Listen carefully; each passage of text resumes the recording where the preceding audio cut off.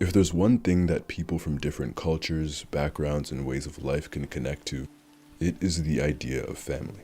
Whether these are positive or negative depictions, found family, etc., it's something that everyone can relate to.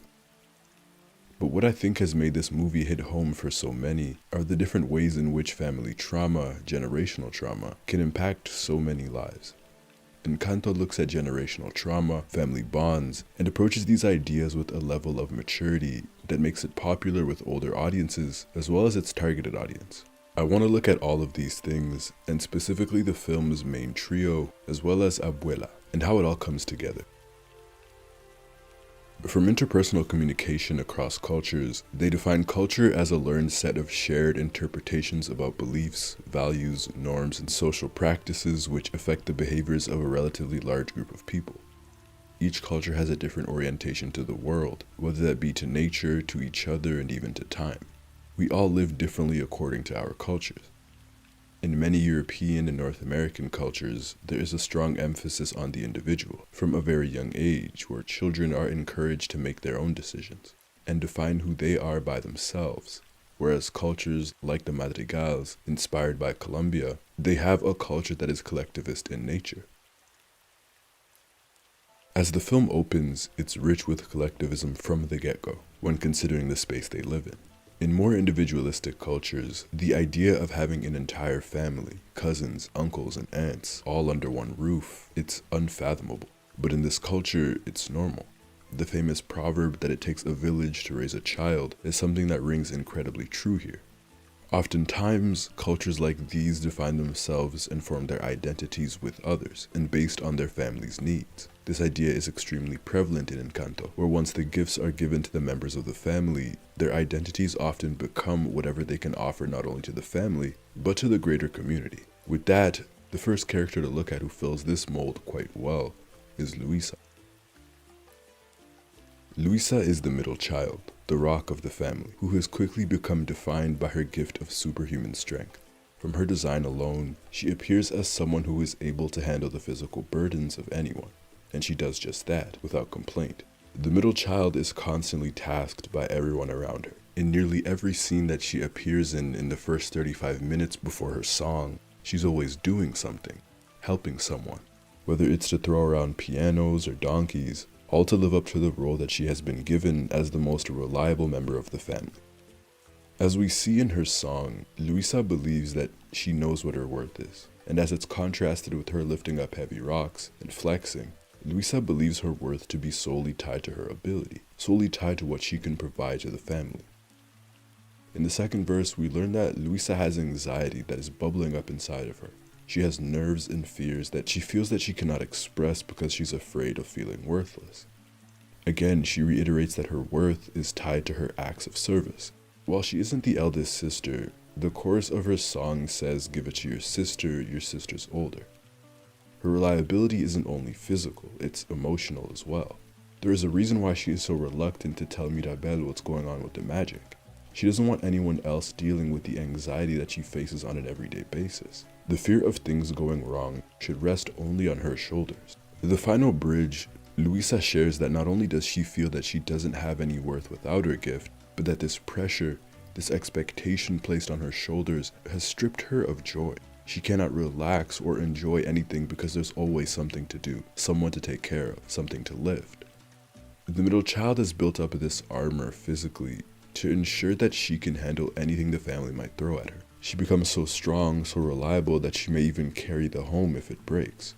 And this armor even extends to her voice. She starts off the song in her regular, deeper voice, which flutters and gets higher as she breaks through the surface. Luisa constantly feels the need to put on a facade for her family, as a lot of older children do.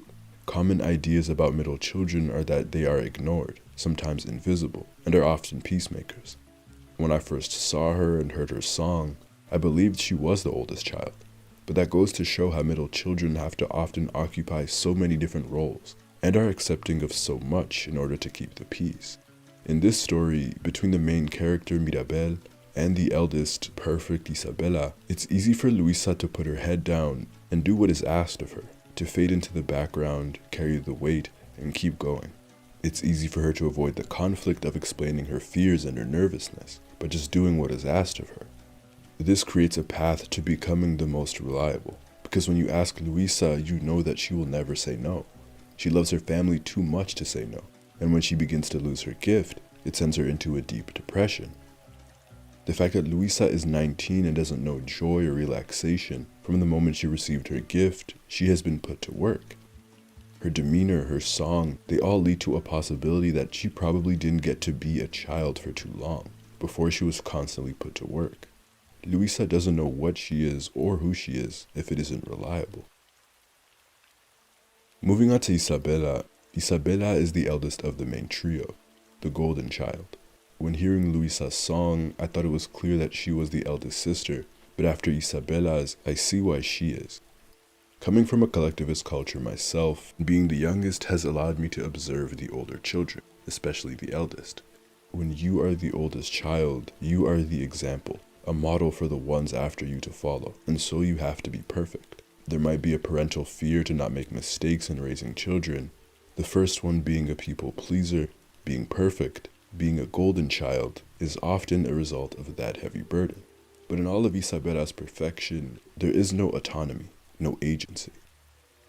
Every decision that Isabella makes is to please Abuela and the rest of the family, before herself. In the minute moments and in the grander events, Isabella is expected to be perfect. Being the example, Isabella has forced herself to become grace itself. In her small interactions with Abuela, they illustrate exactly what her relationship is with her grandmother, the incessant expectations. When they are discussing marriage, and Abuela says that Mariano wants 5 kids, Isabella uncontrollably produces pink flowers and 1 white one. The shock and fear on Isabella's face as Abuela picks out the white flower, the one in perfection, while straightening her posture and moving her hair out of her face. It's telling. When Abuela walks past each of the children's rooms, their expectations are shown in their reactions. Isabella's reaction is to stand up straight. Isabella doesn't get to choose who to marry or what flowers to produce. No. She must adhere strictly to what has been decided for her. It's Mariano and only roses, lilacs, and other perfect flowers. Even the colors she wears and the patterns on her dresses are lilacs. In Isabella's song, What Else Can I Do?, it sounds a bit more hopeful and aggressive than her character, and it's an embodiment of her self-discovery. It's very much a song of reclamation as well. In her first verse, she says about the plant she's made, it's not symmetrical or perfect, but it's beautiful and it's mine. Those last 2 words, it's mine, is that aforementioned theme of reclamation. Isabella doesn't have agency for anything, not even to use her own gift, and to experiment in the ways she wants with it. It shows that from the moment she got her gift, from 5 years old, she hasn't even been given the freedom to test out exactly what her gift can do. This is the very first time she is discovering this, and the fact that she finds imperfection beautiful and can claim that as her own is something very powerful for her, because nothing is her own. Before getting into the rest of the song, I want to quickly look at her role in We Don't Talk About Bruno. As everyone else is complaining about Bruno's prophecy bringing negatives into their lives, Isabella's on the surface seems like a positive. He told me that the life of my dreams would be promised and someday be mine. That dream she is referring to, it isn't her own dream. It's the dream Abuela wants for her, a dream that she has been led to believe is her own. And the prospect of that coming true must have been terrifying for her, as this moment preceded Mariano's engagement. It must have been horrifying hearing that, and having to force herself every day to work towards this day, and towards a future that she had no choice in. In the third verse, she sings about how her perfection isn't effortless, or as graceful as it seems to be, but rather something practiced and forced. How she's drilled in these practices and these poses so much so that it isn't a conscious effort for her anymore. If you need 10,000 hours to master a craft, how many hours do you need for it to become drilled into your consciousness, into your character? Finally, in the refrain, she says, "What can you do when you are deeply, madly, truly in the moment?" Seize the moment. To seize the day, to live in the present, freedom, are all things that Isabella has never had or experienced. Having liberty and being free automatically invites imperfection and flaws. It invites failure, something that she might have an incredible fear of as well. These words are very specific, and they tell us that she has a deep desire to feel whatever it is that she wants to feel, to be madly and deeply free. What else can I do has a duality to it, where from one end, it is a tired question from the golden child who's done everything already. She's marrying a man that she doesn't love. She practiced being perfect, graceful, and elegant, to the point where she embodies it. She does whatever is asked of her, and so she pleads, what else can I do? Mirabel tells Abuela shortly after this that no matter how hard any of them try, they will never be good enough. And this phrase seems to echo that sentiment. What else can Isabella do to please her? At one point in the bridge, she asks, how far do these roots go down? And it seems to be a deeper question about how entrenched these expectations of perfection are, but also a familial question. But at the end, what else can I do? Is more so a hopeful and jubilant theme, as she's finally found the agency not only on her powers, but on her life that she has been looking for. And she's asking what more can her powers do? What more potential does she have that hasn't been realized yet? Turning her color palette from strictly pinks and purples into a tie-dye splash of all these different colors illustrates her new and bold outlook about herself and what she desires. I think with Isabella's interactions with Mirabel, she comes across as someone extremely selfish and cruel, and her own trauma doesn't excuse this. She was rather foul towards her sister, but much like everyone in this film, Isabella is complex. The eldest child is selfless, incredibly giving of herself to her family, but she does have bad qualities. Isabella takes out the anger and resentment she has towards Abuela out onto Mirabel. She's jealous that her little sister is free of the pressures of being the oldest, and jealous that she has the freedom to shape her own destiny. I think when looking on that selflessness, it's important to understand the self in relation to culture and family. Self-orientation describes how people's identities are formed, and in certain cultures, people may define who they are only through associations with others, because an individual's self-definition may not be separate from that of the larger group. The sense of being bonded or connected to others is very important. With this in consideration, selflessness comes into play to enhance that sense of being bonded and connected with others. One way to demonstrate that support is by loving. In many of these cultures, acts of service are common ways to demonstrate care and affection. To tie this into the film, for a culture that is somewhat reliant on acts of service, what does it mean for these characters if they cannot be of service to their family? And what other ways can they demonstrate the profound love they have for their family? One of the most vital parts about communication is understanding. And in understanding, the participants involved in the act of communicating have shared interpretations about what the messages being sent mean. Acts of service are ways that members of their family not only show, but understand love. In many of these cultures, your reliability is the greatest form of love. Your presence, your help, your service is greater than any other action or word. So of course, everyone, and more specifically Isabella, Luisa, and Mirabel, feel that their worth is tied to what they can offer because that is how they show love. It's why they don't complain unless prompted. Finally, of the sisters, we reach Mirabel, the youngest, the scapegoat.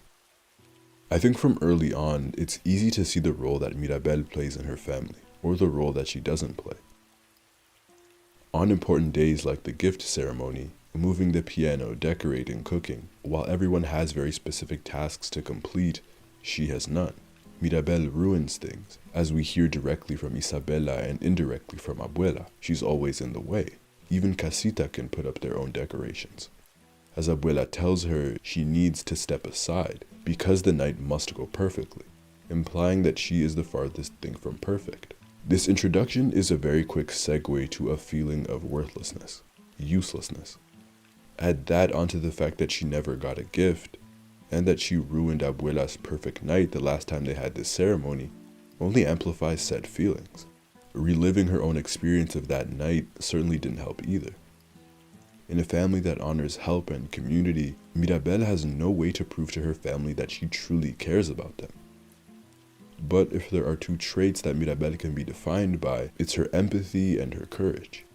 But as she tries to save her family's home, her newly defined role as the one to heal generational wounds caused by Abuela comes to light. These traits only grow stronger, as she quickly becomes the voice for the family's silent suffering. Mirabel seems to display all the positivity and empathy that Abuela failed to show the family, listening to and supporting Isabela and Luisa as they aired out their frustrations and issues while helping them work through it, adding in 2 hugs that were rather heartwarming and needed. Her first display was walking Antonio to his door, despite having had her own devastating walk years prior, though I think this idea resonates the most with Bruno. Bruno has had it the worst out of all the children. He is the child who has gotten a gift, but his gift required agency and work in order to avoid or embrace the possible future. But it's agency that the family and even the people of the town never sought out because Abuela was so controlling, because she always saw the negatives in her son. The theme of selflessness pervades this film. It's everywhere and it's in everyone. It's very much so in Bruno. He had all of this potential, this wonderful gift, and he felt that it wasn't good enough because no one believed in him. He was isolated and had every right to turn his back on his family. But even in the face of that loneliness, when using his gift for the final time and seeing Mirabel's future, he left to save her.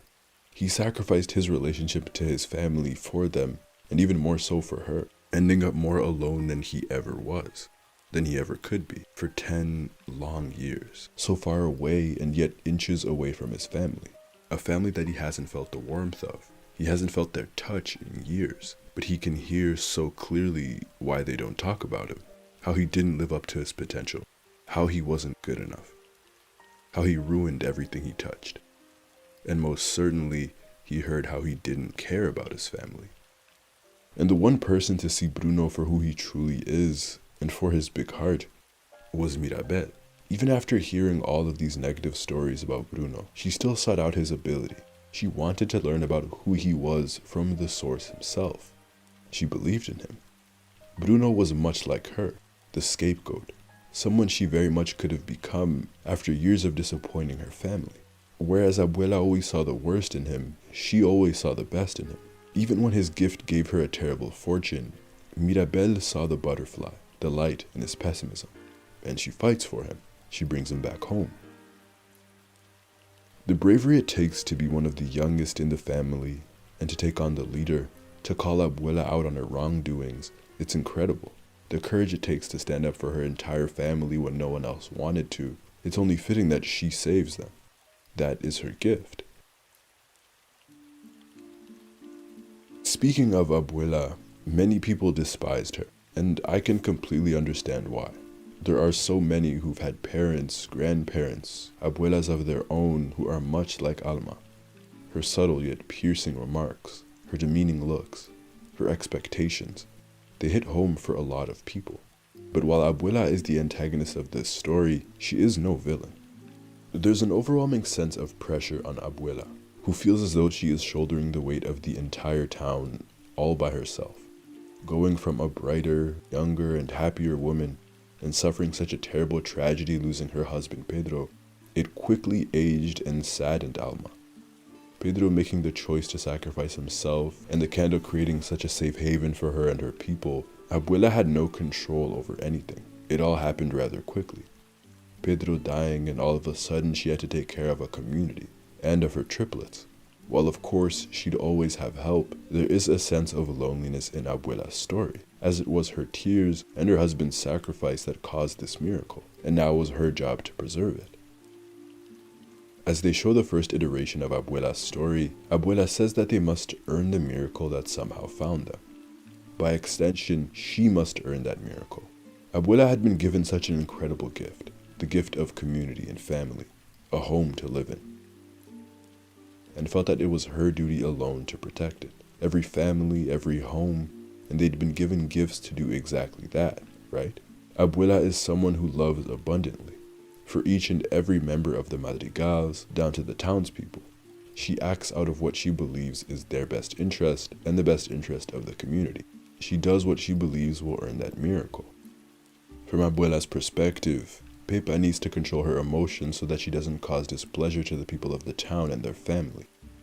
Julieta needs to cook and ensure that she is always cooking so that she may heal anyone who gets sick. Luisa must use her ability to help around the town and around the house. She must help those in need. Abuela is the amalgamation of every member of her family and their gifts. Everything she tasks her children and grandchildren to do and be, she must also be and do. Abuela needs to project an image of perfection to everyone so that way everyone can feel comfortable asking her for help, which extends to Isabela, for example. Abuela cannot show any weakness or fear and has to continue the facade of perfection to keep their town safe. The community she's built, the happiness that exists amongst their people, they do not happen without Pedro's sacrifice, without her sacrifice, and it doesn't get maintained and built upon without her love.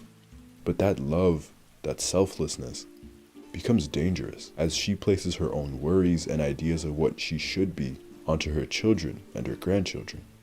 Bruno becomes one of the standouts of this film as he is the example of what happens when someone in the family isn't perfect, when they crumble underneath her pressure. There is a great deal of grief and sadness in her heart when he's mentioned. Her only son, a son who probably reminded her much of her husband, probably a reason why she was so hard on him, and his power seemed to be so great and so useful, until it wasn't, until he wasn't. And because the movie tells us that he chose to leave, she never stopped caring for her son. But Abuela's care is often conflated with love. From Bell Hooks' All About Love, she writes that to truly love, it is a mixture of a few ingredients: care, affection, recognition, respect, trust, commitment, as well as open and honest communication. She goes on to write that abuse and love cannot coexist. That for most folks, it is just too threatening to embrace a definition of love that would no longer enable us to see love as present in our families. Now, recognizing that abuse is a very loaded word, a harsh one, by definition, that is exactly what took place. It is imperative to acknowledge the unintentional cruelty and mistreatment that Abuela inflicted upon her children and grandchildren. It was sometimes subtle, but had tremendous psychological impacts. Isabela's quest for identity and agency, Luisa's sense of worth only being tied to what she can provide, Mirabel's neglect and verbal abuse. Bruno left the family because he could not be what Abuela wanted him to be, because she only saw the bad in him, to the point where he too believed that there was only the bad. He had no faith in his abilities, in himself. Psychologist M.Scott Peck wrote that love is as love does, that love is an act of will, both an intention and action. Will implies choice. In short, love is in the actions that we choose to make every single day. Abuela, trying so hard to earn the gift, traumatized 2 generations. She certainly showed care and affection to her family, but that was quickly undermined by her actions. To hear Abuela so clearly say that the cracks in their home are directly Mirabel's fault and that she is deliberately hurting the family, saying that Bruno, out of all people, didn't care about his family. To see that this was the last time Abuela looked at her granddaughter with this expression, with hope and promise in her eyes, with love and not disappointment, it's hard to say that Abuela showed true love to her family. It's hard to hear words that tell you that you are a failure, to hear that you don't love your family, to not feel loved, and in that same light, believe that love was always present in their home. But it is hard to say that Abuela did not love her family. The second time Abuela's story is shown, it is a lot darker, as it explores exactly how Pedro died, killed in front of his people, in front of his wife and children in brutal fashion. It shows Alma shouting and weeping for her husband. Such a tragic scene. In addition, it's an incredibly vulnerable moment for a woman who feels that she needs to be the strongest, who feels that she is the only one who can carry the burden of that candle to share that with her granddaughter. In the second iteration, it's emphasized that Abuela has already lost everything once before, and she is deeply, deeply afraid of losing it again, that any minor inconvenience shakes her to her core, and might even remind her of that day. Abuela saw the cracks and believed it was something that she was doing wrong, and that only made her harder on everyone else. Abuela, the foundation of her home, of her family, was solely to blame for her house falling apart. And what a horror it was for her, right? This is the one thing she feared most, that she was unworthy of her gift, that she hadn't earned it. Their miracle, their gift, is never defined, but if it were up to me, this gift was granted, as mentioned, out of an act of love. If love is as love does, Pedro committed the greatest act of love possible, sacrificing himself for the good of his wife and his people, for their safety and liberation. To allow the candle to shine brighter was through these continuous acts of love. Like when Mirabel helped her sister find her true desires, or when she showed Bruno that he was good enough, worthy enough to be a part of their family. Acts of love built their community, and their community helped to repay that favor, now building their new home. Finally understanding that, the matriarch was able to put her pride aside and understand her wrongdoings. In so many collectivist cultures, the pride of the eldest or whoever is the leader of the family, that pride is something they hold so dear to their hearts. They cannot and do not want to be seen as vulnerable or as failures because of the example it sets, whether it be fear of being undermined or just not wanting to disappoint those around you. This is the worst thing that could have happened to Abuela in so many ways. She failed in front of her kids. So her putting that pride aside, recognizing the damage she had done, and apologizing, was a grand feat for her. And while there would still have to be a lot more work done by her to mend the wounds she caused, this was a very, very important step. Because many times that first step, that apology, doesn't even happen. It's terribly complicated and complex, isn't it?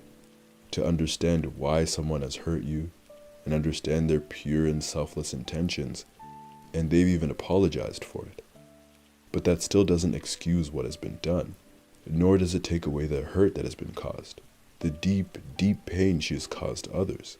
Without her sacrifices, they wouldn't have their home, their life. But what kind of life is it if that life granted is a miserable one? That's the complexity of family and life, isn't it?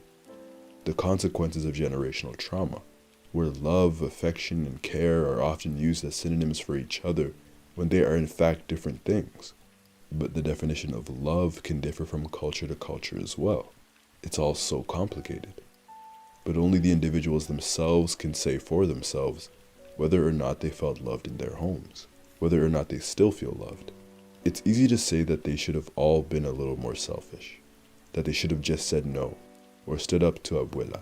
But culture dictates so much of who we are, and so these reactions can be immensely frowned upon in a culture dissimilar to your own. It can also be incredibly isolating. But at the end of Encanto, there was a sense that only together, with each other, with family, will they eventually heal. I said that their miracle was kept alive through acts of love, and forgiveness from Mirabel and their family, to me, is what rekindled their flame. Forgiving the matriarch was understanding that Abuela had already suffered enough. It was an important step to not only heal, but to make room to grow. For them to truly know love, the action. Giving Abuela a chance to still be a part of their family, but in a better light, as a better person, allowing Abuela to grow as well. I think it's necessary to note that not everyone deserves to be forgiven, or should be, and it's to each their own. But I think in this case though, to, as Hooks writes, release someone else from the prison of their guilt or anguish over our feelings of outrage or anger is another one of those selfless acts performed by their family. I think in the face of everything, at each turn, Encanto is always a movie about community, family, and growth. In the moments where Mirabel felt alone, Bruno was there to share her pain, to tell her that she was exactly what their family needed. When Isabela and Luisa were venting out their frustrations, Mirabel was there to listen and to support them. Seeing Mirabel in awe of her sister's growth, and the eldest thanking her sister at the end, these are the moments of family. In so many scenes, there were small details, small moments of warmth, tenderness, of family and togetherness. The face rubs, the acts of service, that feeling of family and community shone through. Their path to healing was never a lonely one. It was done through listening, acknowledgement, and understanding. When the candle falls at the end of the film, they're all trying to save it. Not only for their own abilities, but they recognize how much it means to Abuela, how much their home means to each other. Though at times it seems as though Mirabel is the only one trying to save their home, it is truly a team effort, a family's effort. And by the end, we see the worth of communication and empathy, how important it is, especially in a family, to know that you are not alone, and to share when you might be feeling so. Overall, this is a movie that has love at every turn. It demonstrates what love should be and what love is not. I think that's why I came to love Disney's Encanto.